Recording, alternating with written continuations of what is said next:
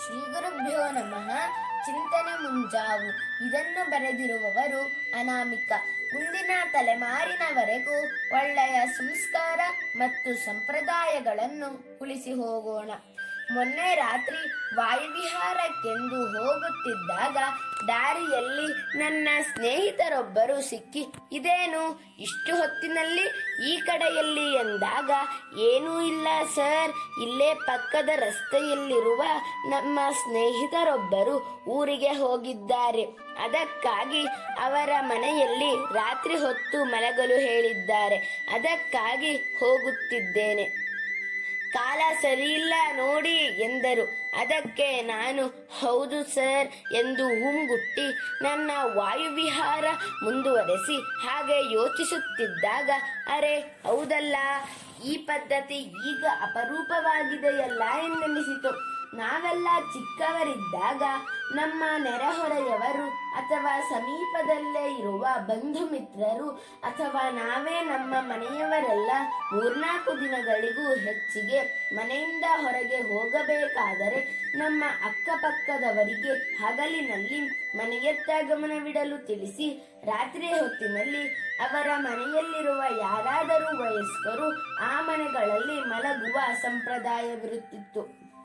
ನಾನು ಕೂಡ ಹೈಸ್ಕೂಲ್ ಅಥವಾ ಕಾಲೇಜಿನಲ್ಲಿ ಓದುತ್ತಿದ್ದ ಕಾಲದಲ್ಲಿ ಹಲವಾರು ಬಾರಿ ಈ ಜವಾಬ್ದಾರಿಯನ್ನು ನಿಭಾಯಿಸಿದ್ದೇನೆ. ಹಾಗೆ ಮಲಗಲು ಹೋಗುವಾಗ ಅವರಿಗೆ ಪ್ರತ್ಯೇಕವಾಗಿ ಹಾಸಿಗೆ, ಹೊದಿಕೆ, ಕುಡಿಯಲು ನೀರು, ಓದಲು ಕೆಲವು ವಾರಪತ್ರಿಕೆಗಳು ಅಥವಾ ಒಳ್ಳೆಯ ಪುಸ್ತಕಗಳು ಇಡುತ್ತಿದ್ದರು. ಕೇಬಲ್ ಟಿವಿ ಬಂದ ನಂತರ ಪುಸ್ತಕಗಳಿಗೆ ಕಲ್ಲು ಬಿತ್ತು. ಕೆಲವೊಂದು ಬಾರಿ ಹಣ್ಣು ಹಂಪಲುಗಳನ್ನು ಮನೆಯವರು ಇಡುತ್ತಿದ್ದ ಕಾಲವಿತ್ತು. ಅದೇ ರೀತಿ ಯಾರಾದರೂ ಬಂಧು ಮಿತ್ರರು ಅಚಾನಕ್ಕಾಗಿ ಈಗಿನ ಹಾಗೆ ಮೊದಲೇ ಕರೆ ಮಾಡಿ ಅಪ್ಪಣೆ ಕೋರಿ ಮನೆಗೆ ಬರುವ ಸಂಪ್ರದಾಯ ಆಗಿರಲಿಲ್ಲ. ಮಧ್ಯಾಹ್ನ ಊಟದ ಸಮಯದಲ್ಲಿ ಹಸಿವಿನಿಂದ ಮನೆಗೆ ಬಂದರೆ ನಮ್ಮ ಮನೆಯಲ್ಲಿ ಅವರಿಗೆ ಸಾಕಾಗುವಷ್ಟು ಆಹಾರ ಇಲ್ಲದಿದ್ದಲ್ಲಿ ಮತ್ತು ಹೊಸದಾಗಿ ಆಹಾರ ತಯಾರು ಮಾಡಲು ಸಮಯ ಹಿಡಿಯುತ್ತಿದ್ದ ಕಾರಣ ನಮ್ಮ ಅಕ್ಕಪಕ್ಕದವರ ಮನೆಗೆ ಹೋಗಿ ಅವರ ಮನೆಯಿಂದ ಯಾವುದೇ ರೀತಿಯ ಮುಜುಗರವಿಲ್ಲದೆ ಆಹಾರ ತೆಗೆದುಕೊಂಡು ಬಂದ ನೆಂಟರಿಷ್ಟರಿಗೆ ಸತ್ಕರಿಸುವ ಪದ್ಧತಿ ಜಾರಿಯಲ್ಲಿತ್ತು. ಅದೇ ರೀತಿ ಅವರ ಮನೆಗೂ ನಮ್ಮ ಮನೆಯ ಆಹಾರಗಳು ಹೋಗುತ್ತಿದ್ದವು. ಇನ್ನು ಕೆಲವು ಸಮಯ ಮನೆಯ ರಾತ್ರಿ ಹೊತ್ತಿನಲ್ಲಿ 8-10 ಜನ ಸಂಬಂಧಿಕರು ಬಂದರೆ ಅವರಿಗೆ ನಮ್ಮ ಮನೆಯಲ್ಲಿ ಮಲಗಲು ಅಗತ್ಯವಿದ್ದಷ್ಟು ಜಾಗವಿದ್ದಲ್ಲಿ ಅವರ ಊಟೋಪಚಾರಗಳನ್ನು ಎಲ್ಲವನ್ನೂ ಮುಗಿಸಿದ ಮೇಲೆ ಕೆಲವರಿಗೆ ಅಕ್ಕಪಕ್ಕದ ಮನೆಗಳಲ್ಲಿ ಮಲಗಲು ವ್ಯವಸ್ಥೆ ಮಾಡಲಾಗುತ್ತಿತ್ತು. ಹಾಗೆ ಮಲಗಿದ್ದ ಮನೆಯವರು ನಮ್ಮ ಮನೆಯ ಬಂಧುಗಳನ್ನು ಅವರ ಮನೆಯ ಬಂಧುಗಳೆಂದೇ ಭಾವಿಸಿ ಅವರಿಗೆ ತಕ್ಕ ಅನುಕೂಲಗಳನ್ನೆಲ್ಲ ಮಾಡಿಕೊಟ್ಟು ಬೆಳಗ್ಗೆ ಅವರ ಮನೆಯಲ್ಲಿಯೇ ಸ್ನಾನಾನಂತರ ಕಾಫಿ, ಕೆಲವು ಬಾರಿ ತಿಂಡಿಯನ್ನು ಮಾಡಿ ಕೊಟ್ಟ ಉದಾಹರಣೆಗಳೆಷ್ಟೋ ಇವೆ. ಮೊದಲೆಲ್ಲ ನಮ್ಮ ಊರಿನಲ್ಲಿ ಯಾರಾದರೂ ಮನೆಯಲ್ಲಿ ಸತ್ಯನಾರಾಯಣ ಪೂಜೆ, ನಾಮಕರಣ ಇಲ್ಲವೇ ಮತ್ತಾವುದೇ ಸಣ್ಣ ಪುಟ್ಟ ಸಮಾರಂಭಗಳು ಇದ್ದಲ್ಲಿ ಅಕ್ಕಪಕ್ಕದ ಮನೆಯವರೆಲ್ಲ ಒಂದಾಗಿಯೇ ಕೂಡಿ ಆಚರಿಸುತ್ತಿದ್ದರು. ಎಲ್ಲ ಮನೆಯ ಹೆಂಗಳೆಯರು ತರಕಾರಿ ಹೆಚ್ಚಿ ಮನೆಯ ಮುಂದೆ ರಂಗೋಲಿ ಹಾಕುವುದು, ಹೂ ಕಟ್ಟುವುದು, ದೇವರನ್ನು ಅಣಿ ಮಾಡುತ್ತಿದ್ದರೆ ಗಂಡಸರೆಲ್ಲ ಚಪ್ಪರ, ತಳಿರು ತೋರಣಗಳ ವ್ಯವಸ್ಥೆಯ ಜೊತೆಗೆ ತಾವೇ ಅಡುಗೆಯನ್ನು ಮಾಡಿದರೆ ಚಿಕ್ಕ ಮಕ್ಕಳು ಚಾಪೆ, ಊಟದ ಎಲೆಗಳನ್ನು ಹಾಕುವುದು, ನೀರು, ಉಪ್ಪು ಬಡಿಸುವ ವ್ಯವಸ್ಥೆಗಳಲ್ಲಿ ತೊಡಗಿಕೊಳ್ಳುತ್ತಿದ್ದರು. ಹೀಗೆ ಒಬ್ಬರ ಮನೆಯ ಸಮಾರಂಭಗಳು ಇಡೀ ನೆರೆಹೊರೆಯವರಿಗೆಲ್ಲ ಒಟ್ಟಿಗೆ ಬೆರೆತು ಸಂಭ್ರಮಿಸುವ ಸುಮಧುರವೇ ವಾತಾವರಣವಿತ್ತು.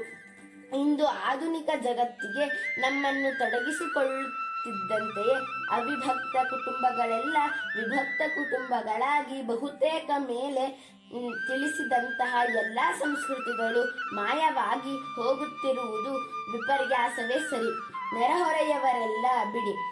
ಮುಂಚೆ ಸಮಾರಂಭಗಳಿಗೆ 2 ದಿನಗಳ ಮುಂಚೆಯೇ ಕುಟುಂಬ ಸಮೇತರಾಗಿ ಆಗಮಿಸಿ ಬರುವಾಗ ತಮ್ಮ ಕೈಯಲ್ಲಾದ ಮಟ್ಟಿಗೆ ಅಕ್ಕಿ, ತೆಂಗಿನಕಾಯಿ, ತರಕಾರಿಗಳು ಇಲ್ಲವೇ ಬಾಳೆ ಎಲೆ, ವಿಳ್ಳೆದೆಲೆ, ಅಡಿಕೆಗಳ ಸಮೇತ ಬಂದು ಎಲ್ಲಾ ಕೆಲಸ ಕಾರ್ಯಗಳಲ್ಲಿಯೂ ಕೈ ಜೋಡಿಸಿ ಸಮಾರಂಭ ಮುಗಿದು 2 ದಿನಗಳಾದ ನಂತರವೇ ಹೋಗುತ್ತಿದ್ದ ಬಂಧುಗಳು ಇಂದು ಸಮಾರಂಭದ ದಿನವೇ ಒಬ್ಬರು ಇಲ್ಲವೇ ಇಬ್ಬರು ಆಗಮಿಸಿ ಊಟ ಮುಗಿದು ಕೈ ತೊಳೆಯುತ್ತಿದ್ದಂತೆಯೇ ಜೈ ಎನ್ನುವ ಪರಿಸ್ಥಿತಿ ಬಂದೊದಗಿದೆ.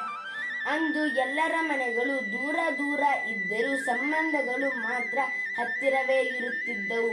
ಇಂದು ಅದೇ ಮನೆಗಳ ಜಾಗದಲ್ಲಿ ಬಹು ಅಂತಸ್ತಿನ ಕಟ್ಟಡಗಳು ತಲೆ ಎತ್ತಿ 10 ಮನೆಗಳು ಅಕ್ಕಪಕ್ಕದಲ್ಲಿಯೇ ಜೋಡಿಸಿಕೊಂಡೇ ಇದ್ದರೂ ನೆರೆಹೊರೆಯವರ ಪರಿಚಯವೇ ಹೆಚ್ಚಿನವರಿಗೆ ಇಲ್ಲದಿರುವುದು ಶೋಚನೀಯವಾಗಿದೆ.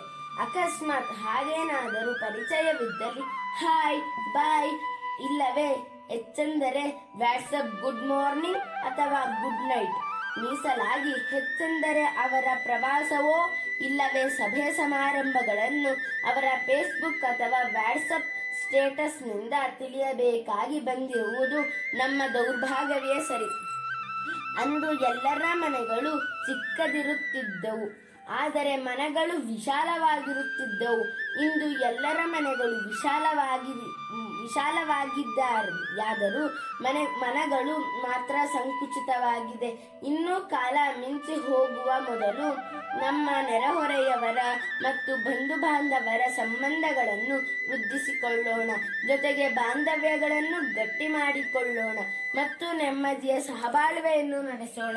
ಮುಂದಿನ ತಲೆಮಾರಿನವರೆಗೂ ಒಳ್ಳೆಯ ಸಂಸ್ಕಾರ ಮತ್ತು ಸಂಪ್ರದಾಯಗಳನ್ನು ಉಳಿಸಿ ಹೋಗೋಣ. ಏನಂತೀರಿ?